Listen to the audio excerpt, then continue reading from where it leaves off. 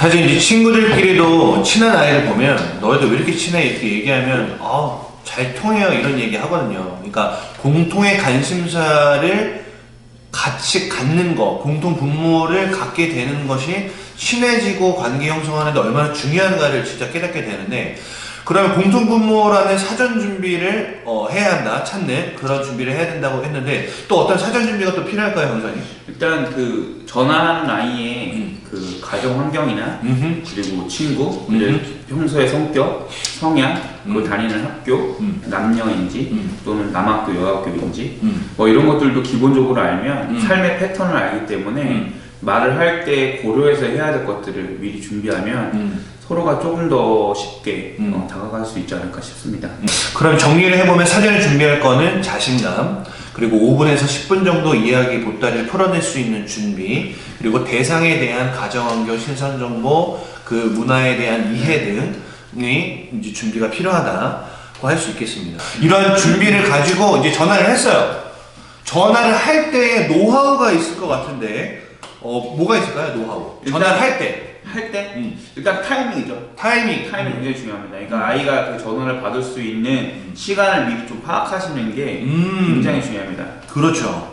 밥 먹기 전에 예민했다면 밥 먹고 나면 좀 부드러워지는 것처럼. 그렇죠. 그리고 회사에서 전화할 때도 아시다시피 점심시간 전후로 해서 전화가 많이 오거든요.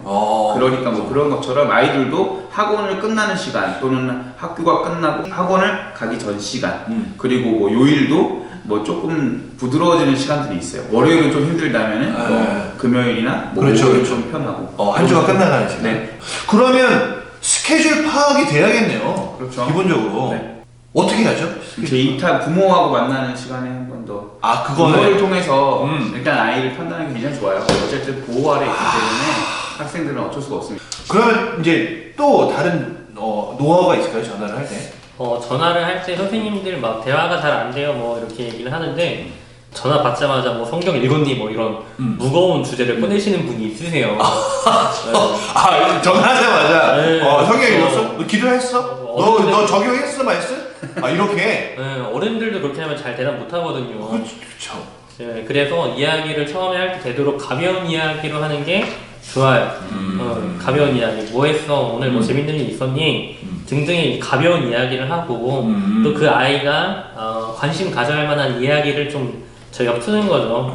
TV 프로그램, 아이돌, 뭐 운동, 뭐 드라마, 영화 등 뭐 이런 친구 간의 관계까지 이야기하다 보면은 점점 좀 마음을 열게 되고 그때 이제 저희가 틈을 비집고 가서 신앙적인 이야기도 그 안에서 끄집어내야 되는 거죠.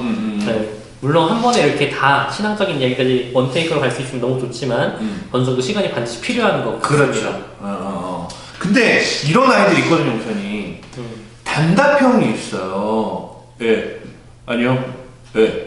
단답형이 있어요. 이런 아이들 때문에 되게 힘들어하는 교사분들이 있는데 이럴 때 좀 팁이 있을까요? 그렇죠. 네. 그런 말을 듣는다면 사실 선생님들이 어떤 질문으로 어떻게 물어보고 있는지가 정말 중요한 것 같아요. 질문에는 두 가지 종류가 흔히 있다 말하거든요. 열린 질문과 닫힌 질문이라는 게 있는데, 그렇죠. 그렇게 대답을 하는 아이들은 대부분 닫힌 질문들에 대해서 이야기하는 거다라고 저는 말씀드리고 싶네요. 하나님께서 이렇게 하면 싫어하시겠지? 뭐 하면 아니요. 그쵸. 너 이렇게 하면 돼, 안 돼? 안 되죠. 이렇게 대답을 하는 이런 질문들을 하면은 당연히 단답형으로 대답하죠. 그럴 수밖에 없는 거죠. 그렇기 때문에 우리가 질문할 때 열린 질문, 상대의 사고를 더 이야기할 수 있도록 정말 어떤 답안지가 정해지지 않은 질문을 하는 거예요. 어떻게 생각해? 우리가 뭘 할 수 있을까? 왜 그런 일이 일어났을까? 등 정말 그 친구의 생각을 물어보는 질문들을 하는 게 중요한 키포인트 같습니다. 그러면은 우리 열린 질문의 대가 이종환 강소연님하고 상황을 잠깐 해볼 텐데 한번 해볼게요. 자, 전화를 했어요. 전화 왔어요. 제가 학생으로 한번 해보겠습니다. 네. 띠리리 여보세요. 여보세요? 네. 준기니? 네. 뭐하니? 그냥 있어요. 그냥 뭐하고 있는데? 드라마 봐요, 드라마. TV. 드라마? 네. 드라마 뭐 보는데? 요즘에 이태원 클라스 재밌어. 이태원 클라스 봐, 이태원. 이태원 뭐가 재밌는데? 박세령이가 되게 멋있더라고요. 너도 멋있어. 왜 그러세요, 선생님? 내 눈에 네가 제일 멋있어. 아, 그렇구나. 근데 왜 전화하셨어요? 전에 거꾸로 들었어. 보고 싶어서 했지. 잘하네요. 잘한다. 하여튼 뭐 계속 얘기를 할 수 있는 분명히 질문들이 있을 거란 말이죠. 지혜를 보여보세요. 열린 질문 아주 좋습니다. 그러면 이런 전화 통화를 저는 초등부까지는 좀 가능할 것 같거든요. 근데 유년부 이런 어린 아이들하고도 이런 약간 대화가 혹시 가능할까요? 주로 유년부부터는 이제 이하로는 학부모 전화라고 하죠. 그런데 한 가지 저희가 기억해야 될 게 있는데, 우리가 지금 가르치고 있는 유년부 이하의 친구들은 정말 어렸을 때부터 영상통화에 굉장히 익숙한 친구들이에요. 네. 네, 엄마 아빠가 서로 출근하고 이렇게 할 때 주로 영상통화로 애들을 한때 보여줬단 말이죠. 저희가 그걸 한번 이용해 보는 거예요. 그래갖고 아이들하고 한번 시간을 잡고 부모님들하고 한번 시간을 잘 잡아가지고 이 영상통화를 해갖고 진짜 페이스 투 페이스 얼굴을 보면서 이야기하면은 좋은 수단이 될 거라 저는 생각을 합니다. 맞아요. 영상통화가 이 시대의 어린 아이들한테는 진짜 되게 좋은 수단이 될 수 있겠네요. 유년부 이하의 교사분들은 영상통화를 활용하는 팁 진짜 좋은 아이디어 같습니다. 아주 좋습니다. 그러면 전화통화를 하고 난 다음에 좀 기억해야 될 것이 혹시 있을까요? 한 선생님당 보통 5명에서 6명 정도의 친구를 케어를 하는 말이죠. 그렇죠. 그래서 여러 친구들하고 이야기를 하는데 다음 주가 되면은 사실 까먹기 일수예요. 그리고 그 친구하고 전화를 한 다음에는 반드시 이 친구와 어떤 대화를 했는지 짧은 메모를 하는 게 중요한 것 같아요. 메모? 네, 어떤 대화를 했고. 그렇죠. 그래서 얘기했는데 저 이번에 어디 놀러 가요 했을 때 메모해 놓고 다음에 야 거기 잘 갔다 왔어? 라고 하면 아이들이 야 나 생각하고 있구나 감동받고 이게 더 이제 마음이 열릴 수 있는 관계 형성할 수 있는 아주 좋은 그런 부분이 될 수 있을 거라고 생각하는데 방금 말씀하신 것 중에 하나만 조금만 덧붙이면 이게 바로 신뢰 형성이거든요. 그러니까 그 메모를 통해서 약속을 하나하나 지키고 관심 있다는 표현이 신뢰 관계를 형성해 줍니다. 그러니까 이게 나중에 만약 힘든 상황이 오면 복지적 교육을 할 수 있는 거죠. 그것도 그러니까 심리적 그리고 또 상황적으로도 힘든 상황 가운데 의지할 수 있게 되고 그때 우리가 그 아이를 신뢰관계 안에서 지도할 수 있는 능력도 좀 그 안에 생기게 됩니다. 야 메모를 또 신뢰와 연결시키는 건 또 처음이에요. 교육하기 대가시네요 진짜. 대가 소가. 근데 또 이제 목사님 저도 이제 신방을 하지만 전화하고 네. 한 다음에 다음에 언제 해야 되지라는 그런 고민이 있어요. 왜냐면 만약에 오늘 했어. 그 다음에 언제 전화하고 소통할지 시기를 잡는 게 저도 약간 헷갈리고 어려운 부분이 있는데 이것에 대한 혹시 팁이 있을까요? 전화를 한번 하고 끝나기 전에 한번 물어보세요. 우리 언제 또 통화할 수 있을까? 라고 이제 한번 이야기를 해보는 거죠.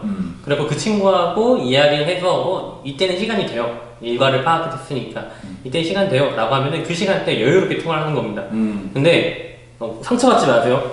제가 또 왜 통화해요? 이런 친구들이 있어요. 네, 이런 캐릭터들은 그럴 수 있지. 저희가 통보를 해야 돼요. 그냥 다음 주 이 시간에 통화한다 라고 하면은 아이들이 어쩔 수 없이 이제 기다리게 되는, 또 안 받으면은 우리가 한 번 더 이야기할 수 있는 그렇게 해보면 좋은 것 같습니다. 정말 좋은 이야기 나눠주셔서 너무 감사드리고요. 이게 전화 전, 중, 후 소통이 필요한 여러 가지 이야기들 나누었는데 이 모든 걸 담아서 우리 한마디씩 우리 목사님, 강사님 나눠주시고 오늘 시간 마치도록 하겠습니다. 우리 강사님부터 마지막으로 한마디 교사분들에게 나눠주신다면요? 신방은 아이들의 마음을 여는 문고리를 잡는 정도다 이렇게 보시고 꼭 그 문을 열기 위해서 어떻게 생겼는지 문고리가 확인하시는 일들이 여러분에게 있었으면 좋겠습니다. 그리고 반드시 그 문고리 형태를 알면 열리게 되니까 그거에 소망을 가지시고 힘내시기 바랍니다. 네. 모든 사람은 존중받고 싶어 합니다. 선생님들의 한마디 한마디 그리고 관계를 통해서 존중받는다면은 그 사람은 바로 학생이 찾는 정말 그 사람의 마음을 얻을 수 있는 선생님이 될 수 있을 겁니다. 마음을 얻으시는 우리 선생님이 되면 좋겠습니다. 너무 감사합니다. 저도 이제 한마디 하고 이제 이 시간 모두 마무리하면 저는 사명을 생각해 주셨으면 참 좋겠어요. 부모 우리 성도님들과 전화를 하려고 하면 부담감, 두려움, 이런 반응에 대한 여러 가지 이제 생각들이 오게 되면서 주저하기도 하고, 그리고 이거 꼭 해야 되나? 필요성도 사실 느낄 때도 있는데, 하나님께서 이 영혼을 나에게 맡기셨다라는 사명을 생각하면 그 사명이 자신감을 떨어뜨리거나 부담을 주거나 두려움을 주는 것을 붙잡고 다 떠나가게 하는 것들을 많이 경험하게 됩니다. 하나님께서 이 자리를 부르셨고, 하나님께서 이 영혼에게 더 가까이 다가가기를 원하고 하나님의 사람을 세우기를 원한다는 것을 기억하면 분명히 하나님께서 주시는 감동과 또 실천의 용기와 담대함을 주실 거라고 믿습니다. 우리 정말 좋은 얘기 나눴는데 중요한 건 실천인 것 같아요. 적용. 그래서 이 영상을 보시고 바로 맡겨진 영혼에게 바로 전화를 하는 그런 역사가 일어나길 소원하면서 오늘 이 시간 마치도록 하겠습니다. 우리 격려하는 차원에서 우리 하나 둘 셋 화이팅하고 오늘 시간 마치도록 하겠습니다. 자, 하나 둘 셋 화이팅! 안녕.